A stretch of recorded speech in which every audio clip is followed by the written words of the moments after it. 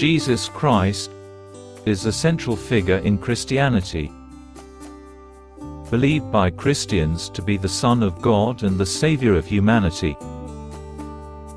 He is considered to have lived in ancient Israel around 2,000 years ago, and his teachings form the basis of the Christian faith. His life and teachings are recorded in the New Testament of the Bible. In the Bible, Jesus Christ is the central figure. He was born in Bethlehem to Mary and Joseph, fulfilling prophecies of the Messiah.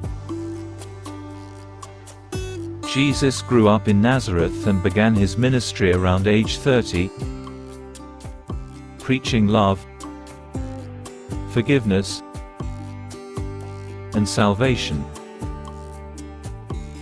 He performed miracles, healed the sick, and taught in parables. However, his teachings challenged religious leaders, leading to his crucifixion in Jerusalem. 3 days later, he rose from the dead, demonstrating victory over sin and death.